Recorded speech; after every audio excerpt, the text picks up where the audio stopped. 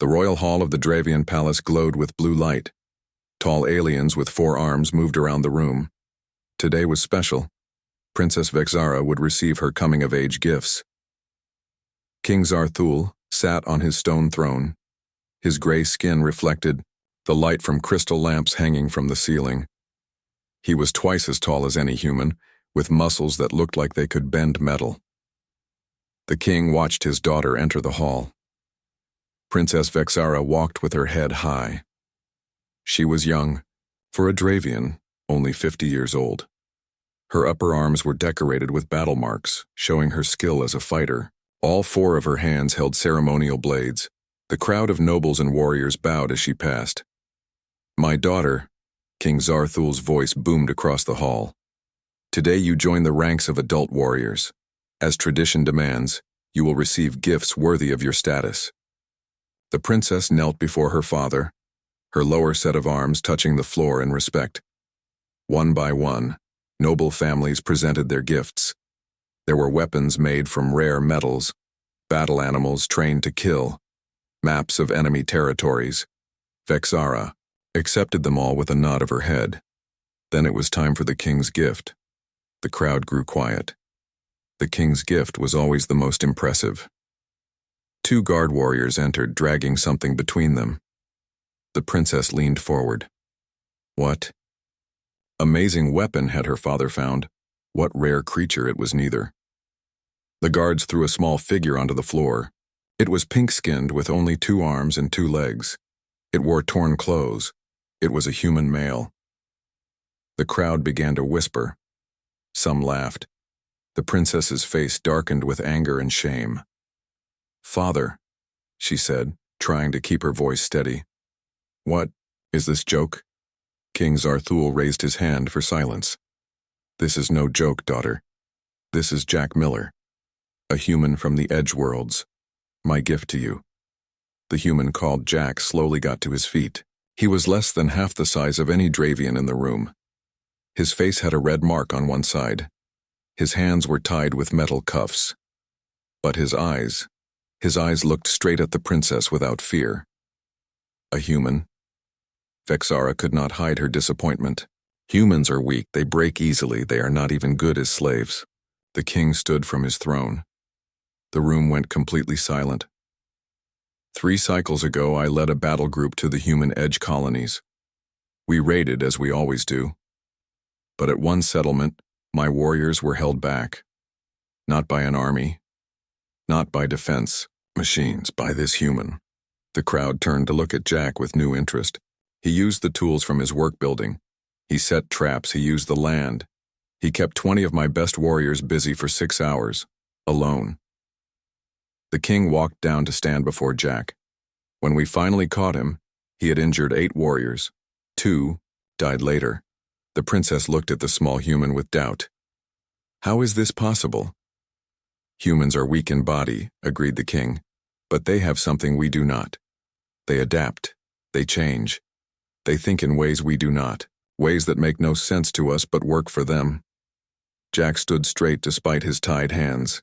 His eyes moved from face to face, watching, learning. "The galaxy is changing, daughter. Our enemies grow stronger, but they still fight like us, with strength, with honor, with rules. Humans fight differently. They use anything. They break rules. They change." The king returned to his throne. "This human will be your weapon, your secret advantage. He will teach you things no Dravian trainer can. If you learn well, no one will be able to defeat you." The princess stood slowly. "I do not understand, father. You want me to learn from this small creature? To fight like a human with tricks instead of honor?" "I want you to survive," the king said simply. "I want you to lead our people when I am gone. And for that you need new ways." Vexara looked at Jack again. He still showed no fear, even surrounded by aliens twice his size who could tear him apart. "That was interesting. What if he tries to escape, or kill me?" she asked. "He won't," said the king. "Humans have another strange trait. If you earn their respect, they become loyal. more loyal than any Dravian bound by honor codes. The princess walked slowly around Jack, studying him. Her lower arms rested on her weapon belts. Her upper arms were crossed. "Does it speak?" she asked. "I speak," Jack said. His voice was clear and calm. Several nobles gasped at his boldness. A slave or gift did not speak unless asked a direct question. "It dares," hissed an old noble from the side of the room. "Punish its disrespect." The princess raised her hand for silence, much like her father had done. "You killed 2 of our warriors," she said to Jack. "They killed hundreds of my people," Jack replied. "I did what I could." Again, the crowd muttered at his boldness. No one spoke to royalty this way. The princess made a sound that might have been a laugh. "It has spirit, at least." She turned to her father. "I accept your strange gift, father, though I do not yet see its value." King Zarthul nodded. "You will." Vexara gestured to her personal guards. "Take it to my training grounds. See that it is fed and its wounds treated." She looked Jack in the eyes. "Tomorrow we begin. We will see what a human can do." As Jack was led away, he glanced back at the king. There was a question in his eyes, as if he was trying to figure out the real reason he had been given to the princess. The king's 4 hands gripped his throne tightly. He had not told his daughter everything. He had not told her about the dreams that had troubled him for years.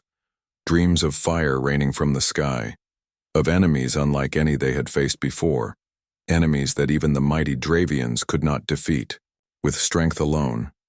He had not told her that the human was not just a gift. He was hope for their future. Jack disappeared through the door, surrounded by guards. The gift-giving ceremony continued, but the princess's attention remained on the door where the human had gone. For the first time in her life, she was curious about something other than battle and honor.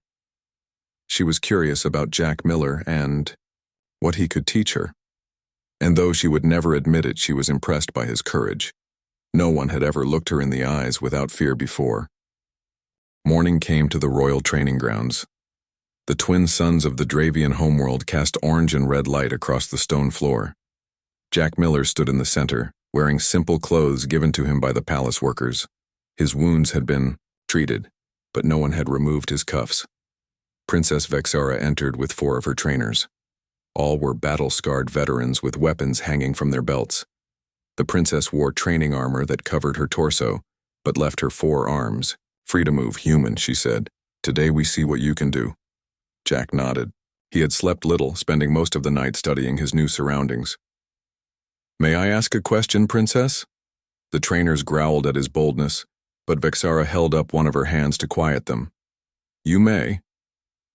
"Why am I still in cuffs if I'm to show you my skills?" The princess made a sound that might have been a laugh. "You think I would let you go free? You might attack or try to escape." "If I wanted to escape, I would have tried last night when the guard fell asleep," Jack said calmly. Vexara stepped closer to him. "Zakfor fell asleep during his watch?" "For about 20 minutes.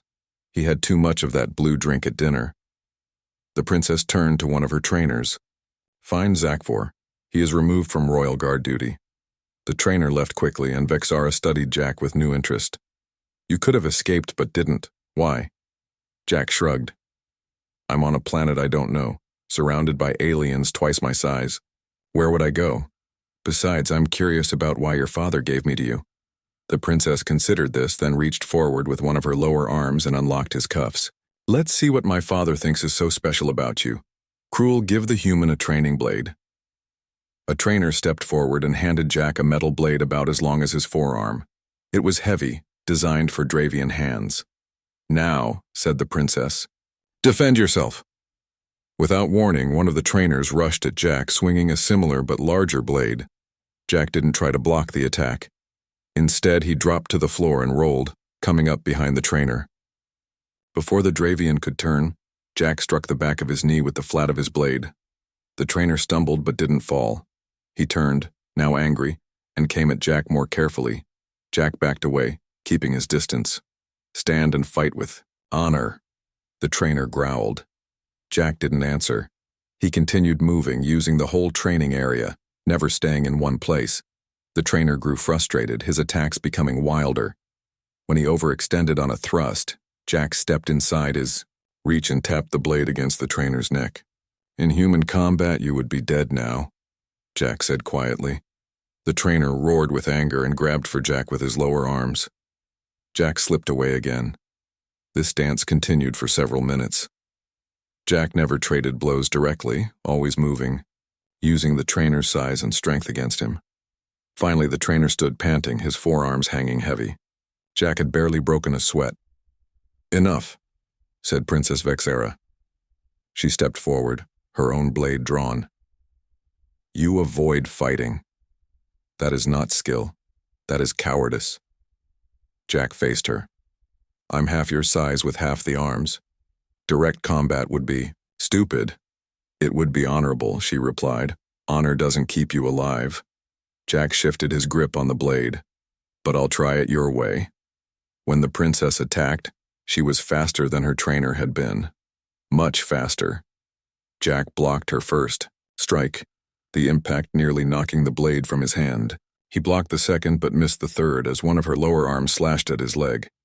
Jack fell to one knee, blood seeping through his pants. The princess stood over him. "You see? Strength and proper training win," she said. To her surprise, Jack smiled.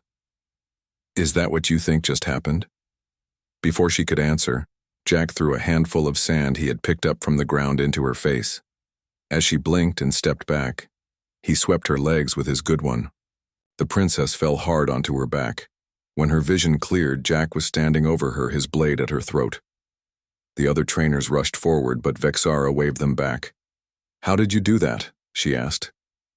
Jack offered his hand to help her up. After a moment, she took it, allowing him to pull her to her feet. "You thought the fight was over because I was injured," he explained. "You stopped being careful." "You cheated," she said. But there was more curiosity than anger in her voice. "I adapted." Jack pointed to his injured leg. "You're stronger and have better reach. I needed to change the rules to have any chance." The princess studied him. "My father said humans think differently. Is this what he meant? That you ignore honor for victory?" Jack sat down on a nearby bench and examined his cut. It wasn't deep. "Honor is a luxury, princess. Where I come from, we fight to survive. Against your raiders, we use whatever works." Vexara sent one of her trainers for a medical kit. While they waited, she sat beside Jack. "Tell me how you held off 20 warriors." "I used the environment, made traps, created distractions. Never fought directly." Jack looked at her. "Your warriors are predictable. They always take the most direct approach." "That is the honorable way to fight," one of the remaining trainers growled. "It's also why 8 of your warriors were injured," Jack replied calmly. The medical kit arrived, and to everyone's surprise, the princess herself treated Jack's wound. "My father wants me to learn from you," she said as she worked. "What can a Dravian princess learn from a human?" "To think beyond tradition," Jack said. "To adapt when needed." Vexara finished bandaging his leg. "Tomorrow we will continue. I want to see more of these adaptations." After Jack was taken back to his quarters, the princess met with her trainers. "The human is clever," said Cruel, the head trainer. "But his methods have no honor." "They have results," Vexara replied. 8 warriors injured by 1 human with no weapons but his mind. "You aren't considering using such tactics yourself?" Another trainer asked, shocked. The princess looked out the window toward the palace where her father would be holding court.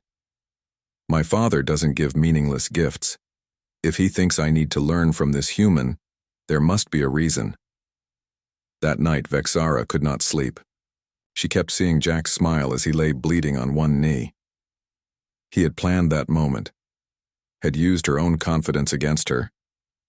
No one had ever bested her in training before, certainly not while injured and using a weapon too heavy for them. She found herself eager for the next day's training session.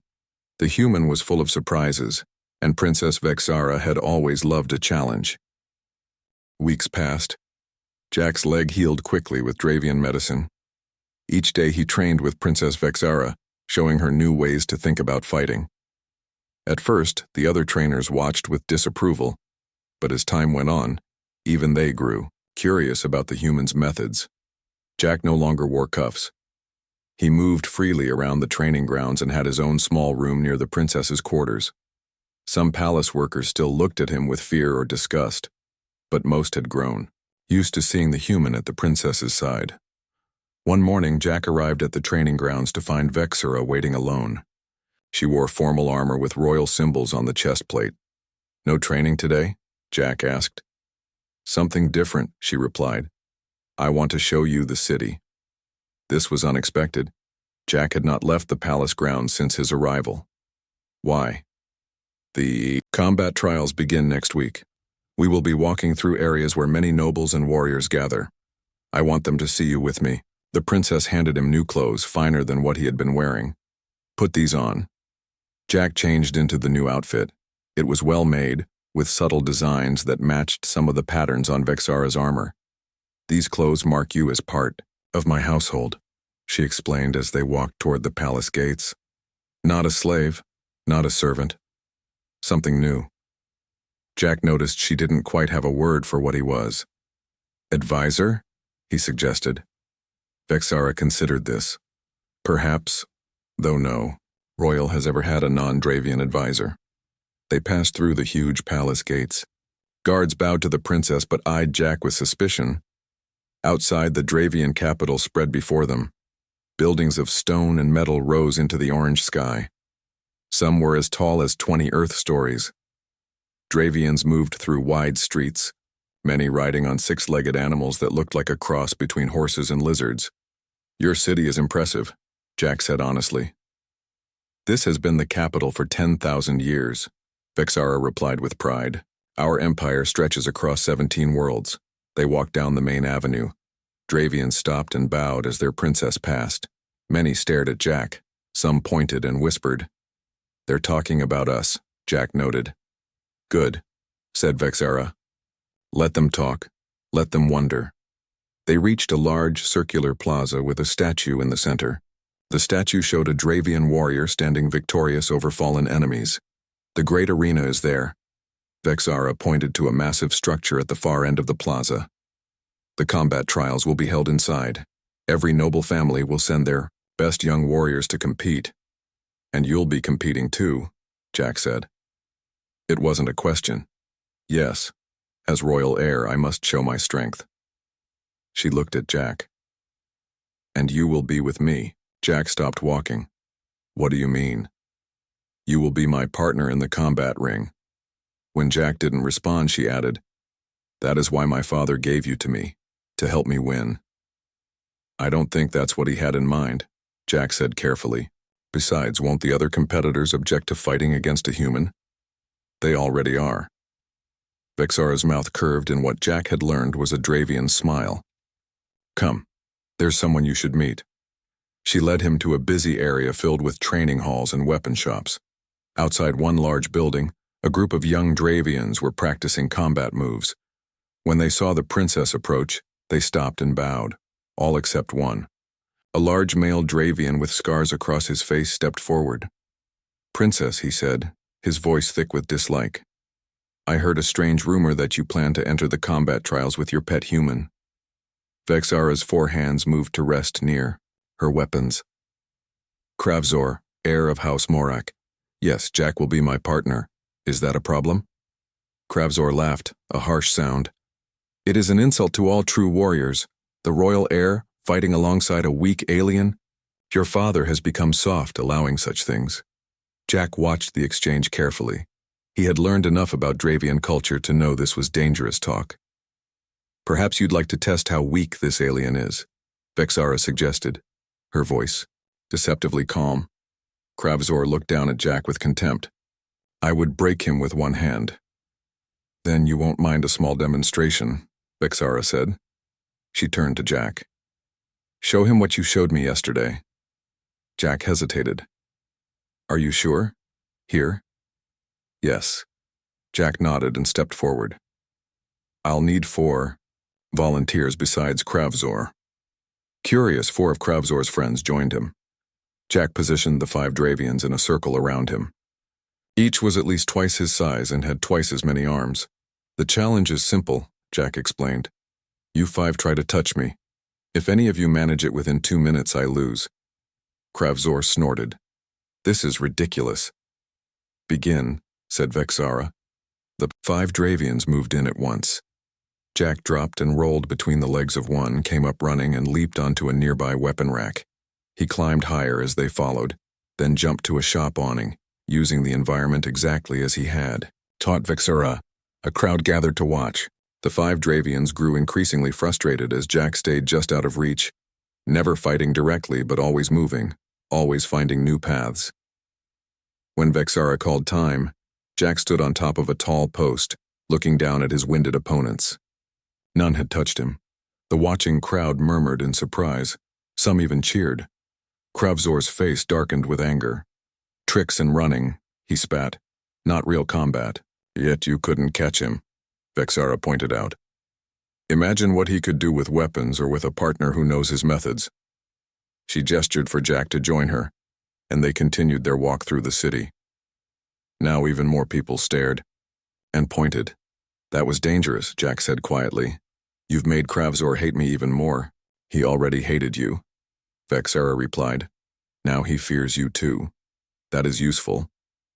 They stopped at a high point where they could see much of the city. Jack studied the princess.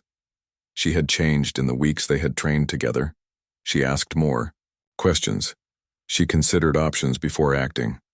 The combat trials, Jack said. Tell me more about them. Teams of 2 fight in elimination rounds. The final winners gain great honor for their houses and may ask one favor of the king. What would you ask for? Jack was curious. Vexara was quiet for a moment. I would ask to lead the next expansion fleet, to find new worlds for our empire. To raid more human colonies? Jack asked, his voice neutral. The princess looked at him. Perhaps to meet them differently this time. This surprised Jack. Before he could respond, a royal messenger rushed up to them. Princess, the king requires your presence immediately. They hurried back to the palace. King Zarthul was in his private chambers with several advisors. He dismissed everyone except Vexara, and surprisingly Jack. Father, what's wrong? Vexara asked.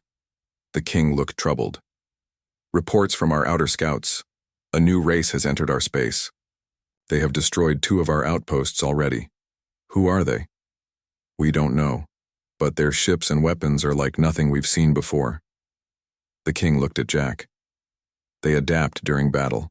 When our ships find a way to hurt them, they change their shields. When we change tactics, they respond with new ones. Jack felt cold. Have you seen what they look like? No. They send no messages, respond to no communication. Jack and Vexara exchanged glances. The king noticed. You've been training together, he said. How is it going? The human has unusual methods, Vexara admitted.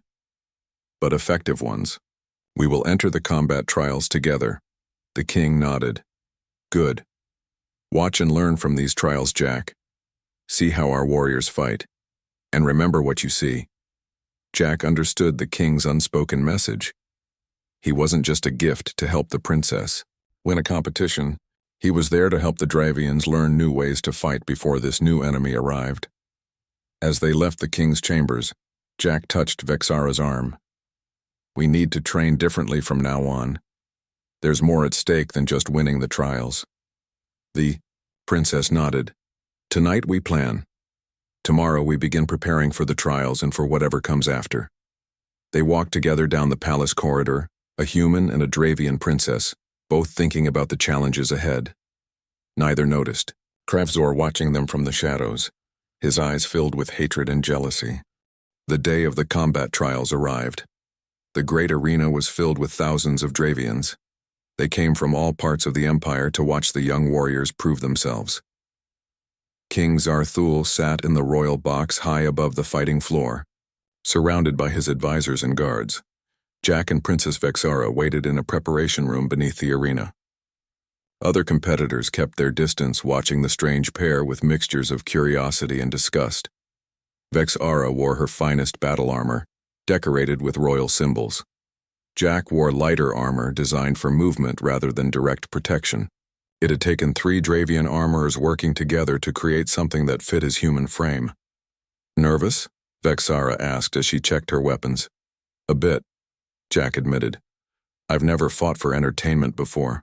"This is not entertainment," she corrected him. "This is how we prove our worth." A horn sounded above them, signaling the start of the trials. The competitors moved toward the entrance tunnel. "Remember what we practiced," Jack said quietly. "Don't fight like a Dravian," FaceHer nodded. "Fight like us." They had created something new in their weeks of training. Not purely Dravian, not purely human, a blend of both that used her strength and his adaptability. The competitors entered the arena to the roar of the crowd. Each team was announced by name and house. When it came to their turn, the announcer hesitated before calling out, "Princess, FaceHer of the Royal House and Jack Miller of Earth." The crowd's reaction was mixed. Many cheered for their princess. Others muttered about the human's presence. Some even booed. Jack ignored them, scanning the arena carefully. It was larger than he expected, with various obstacles and terrain, features scattered across the fighting area, perfect for their strategy. The first round began. 16 teams would fight in 8 separate matches. The winners would advance to the next round. FaceHer and Jack were matched against 2 warriors from a noble house known for its military service. As they stepped onto the fighting floor, Jack heard someone in the crowd shout, "The princess brings a pet to fight her battles." FaceHer's face hardened, but Jack touched her arm. "Let them think that, it's an advantage." Their opponents, 2 large male Dravians with matching armor, approached with confidence. One called out, "We will try not to damage your pet too badly, princess." Jack smiled. "They're already underestimating us." The match official gave the signal to begin. The 2 opponents charged forward, weapons ready, expecting a traditional Dravian duel. Instead, FaceHer and Jack split apart, moving in different directions. Confused, the opponents hesitated, unsure which to follow. By the time they decided to split up as well, Jack had climbed one of the stone obstacles and FaceHer had circled behind them. What followed was unlike anything the crowd had ever seen. Jack and FaceHer never stayed still, never engaged directly, unless they held the advantage. They used the terrain. They switched targets unpredictably. They called coded words to each other that only they understood. The crowd went quiet, then began to murmur with interest. This was not traditional Dravian combat, with its formal exchanges and tests of strength. This was something new. When Jack drew one opponent into a trap that left him exposed to FaceHer's attack from above, the crowd gasped. When FaceHer used one of her lower arms to throw sand as Jack had once done to her, some older warriors shouted in disapproval. But when both opponents lay defeated after only 12 minutes, the arena erupted in cheers. That was... FaceHer paused, searching for the word. "Fun?" Jack suggested as they left the arena floor. The princess nodded. Yes, fun. They won their second match even more quickly, using different tactics against the new opponents. By the third round, the other competitors had begun to watch their matches carefully, trying to learn their methods. In the semifinals, they faced a team from House Morak, Kravzor and his older brother, both larger and stronger than most Dravians. As they entered the arena, Kravzor pointed at Jack. "Today we end this insult to our traditions," he growled. The match began. Immediately, Jack knew this would be different. Kravzor and his brother had studied their previous fights. They were ready for the movement, the switching of positions, the traps. When Jack tried to climb to higher ground, Kravzor's brother was already there waiting. When FaceHer attempted to circle behind, Kravzor blocked her path. For the first time, they were being pushed back. The crowd sensed the change and grew louder. "We need something new," Jack said as he ducked under a sweeping blade. "Like what?" FaceHer called back, blocking strikes from Kravzor with all 4 arms. Jack's mind raced. Kravzor and his brother were fighting smart, but they were still Dravians, still bound by certain expectations. What would they never expect? "Vexara," he called. "Switch completely." She understood immediately. In their practices, they had experimented with something that felt wrong to her Dravian instincts. She would use human tactics while Jack would act like a Dravian. Vexara dropped low and began to evade rather than block. Jack, meanwhile, charged directly at Kravzor's brother, roaring a Dravian battle cry. The unexpected reversal confused their opponents. Kravzor's brother, faced with a human directly challenging him, hesitated just long enough for Jack to strike. The Dravian's knee, exactly where their armor was jointed for movement. At the same time, Vexara slipped past Kravzor's guard and struck him from behind. A dishonorable move by Dravian standards, but highly effective. The crowd roared. King Zarthul leaned forward in his throne, watching intently. Enraged by the unorthodox tactics, Kravzor pulled a small object from his belt, a forbidden shock weapon. Before the match officials could react, he threw it at Jack.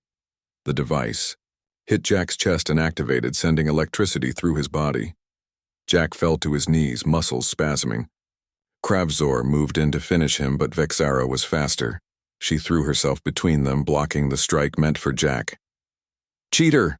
someone shouted from the crowd. Others took up the cry. Match officials rushed onto the field. Through the pain, Jack saw Kravzor raise his weapon again, this time aimed at Vexara's back while she was distracted by the officials.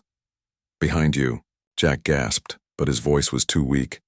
Using every bit of strength he had left, Jack grabbed a handful of arena sand and threw it, not at Kravzor's eyes as the Dravian might expect, but at his weapon hand. The sand caught in the joints of his armor. The blade slipped just enough to miss Vexara by inches. The officials seized Kravzor. The match was declared forfeit due to the use of forbidden weapons. Vexara and Jack would advance to the finals. As medical attendants carried Jack from the arena, the crowd chanted the princess's name.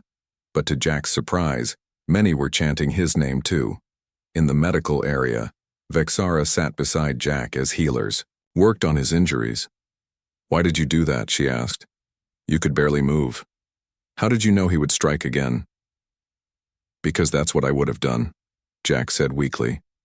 "If I were desperate and angry and didn't care about rules anymore." Vexara touched his hand with one of hers. "Thank you." From the entrance, King Zarthul watched the exchange. His plan had worked better than he had hoped. His daughter had learned new ways of thinking. The human had proven his worth. And tomorrow, in the finals, the entire empire would see why adapting was necessary for survival. As the king turned to leave, a messenger hurried up to him with urgent news from the outer systems. The unknown enemy had destroyed another outpost. They were getting closer. Time was running out. The morning of the final match, Jack woke to the sound of alarms echoing through the palace. He rushed from his room to find guards running through the corridors. Outside his window, he could see ships in the sky, Dravian defense vessels rising to meet something in orbit. Jack found Princess Vexara in the command center with her father and his advisors. A large display showed the space around their planet. Several red dots moved toward them. "The unknown enemy," King Zarthul said when he noticed Jack. "They have followed our patrol ships here." "How many?" Jack asked. 5 ships, larger than our biggest vessels." Vexara turned to Jack. "The combat trial's final match has been postponed. All warriors are being called to defense positions." Jack studied the display. The red dots moved in a pattern he found familiar. "They're testing your defenses," he said. "Each approach is slightly different." The king looked at him with interest. "What do you mean?" "They're learning how you respond. See how this ship pulled back when your defenders grouped up? Now the others know not to trigger that response." The Dravian military advisors muttered among themselves. One stepped forward. "My king, with respect, taking battle advice from a human." "Silence," the king ordered. "Go on, Jack." Jack pointed to the display. "Your ships always follow the same patterns. Form a line. Advance together. Target the largest threat. The enemy is learning these patterns." "What would you suggest?" asked Vexara. "Unpredictability. Have some ships break formation. Attack smaller targets sometimes. Retreat when they expect advance.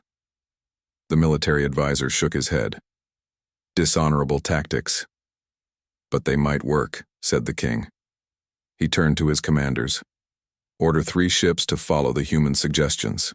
Minutes later, they watched as 3 Dravian vessels broke from the defensive line. They attacked one of the smaller enemy ships from different angles, then quickly pulled back. The enemy vessel hesitated, then followed one of the Dravian ships, directly, into the range of the planet's defense weapons. The enemy ship took heavy damage before retreating. The remaining 4 enemy vessels pulled back as well, moving out of the system. The command center erupted in cheers. The king placed one of his hands on Jack's shoulder, you see, he said to his advisors. This is why I brought the human here. They'll be back, Jack warned, with new tactics. And we will be ready, said Vexara. The combat trials final will continue today. The people need to see strength in this time of danger. 2 hours later, Jack and Vexara entered the arena for the final match.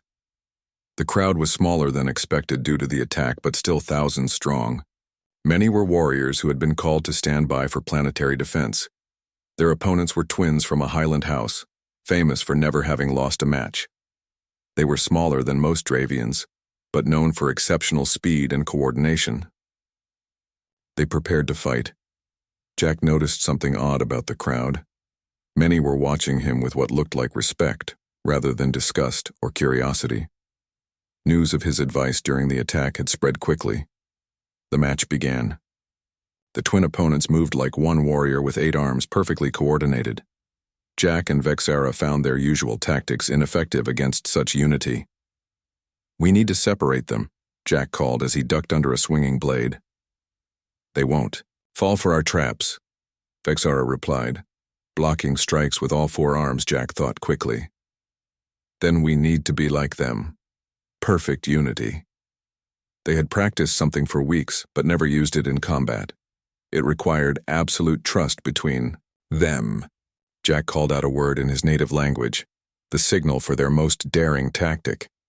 Vexara moved behind Jack and lifted him with her lower arms.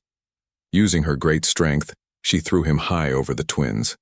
As they looked up in surprise, Vexara charged forward.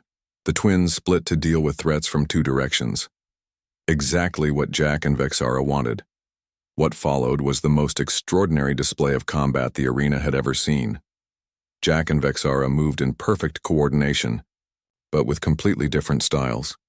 She used power and direct attacks. He used speed and misdirection. Yet somehow they worked as one unit, covering each other's weaknesses, enhancing each other's strengths. The crowd watched in stunned silence, then began to cheer with growing excitement. Even the king stood from his throne, watching intently.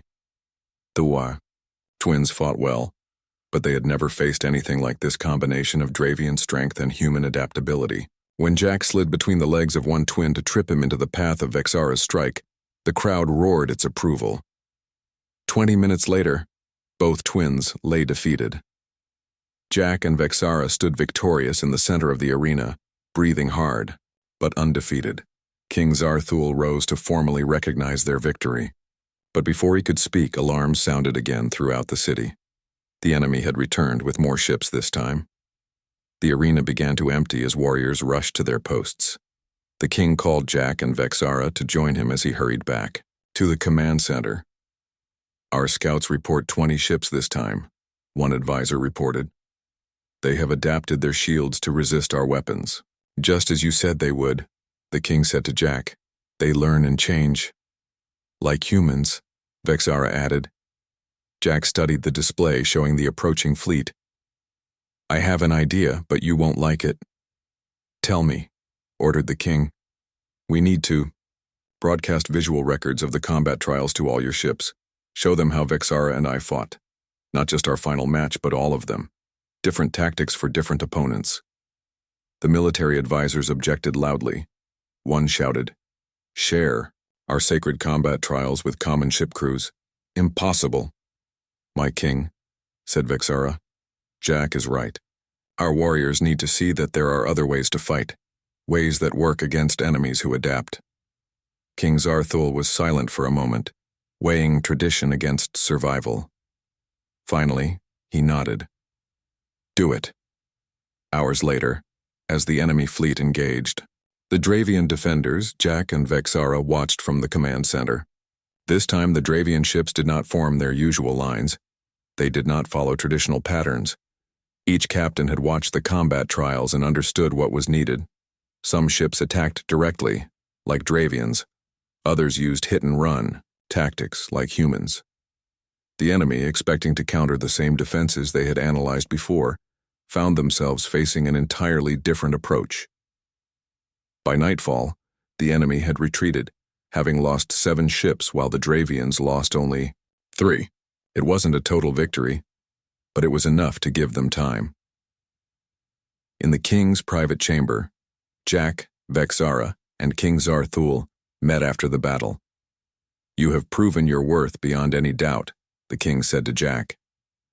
As tradition demands, you and my daughter may claim one reward for winning the combat trials. Vexara looked at Jack, then back to her father. We wish to create a new training program. One that teaches both Dravian and human combat methods to our warriors. And, Jack added, to establish peaceful contact with human worlds. Not as raiders, but as allies against this new enemy. The king smiled. An alliance between Dravians and humans. 1 year ago, I would have called this impossible. 1 year ago, no one would have believed a human could help a princess win the combat trials, said Vexara. She placed one of her hands on Jack's shoulder. Now no one dares to face us. King Zarthul nodded. Very well. You shall have your reward, and Jack Miller will no longer be known as a gift to the princess. What will I be known as? Jack asked. The king stood tall. The first human ambassador to the Dravian Empire, and the teacher who showed us how to adapt when faced with change. Outside the palace, the twin suns set on a day that had changed the course of 2 civilizations. The unknown enemy had been driven back, but all knew they would return again. When they did, they would face something they had not expected, a Dravian empire that had learned to adapt. And they would learn why, throughout the galaxy, those who knew of Earth had a saying, never underestimate humans.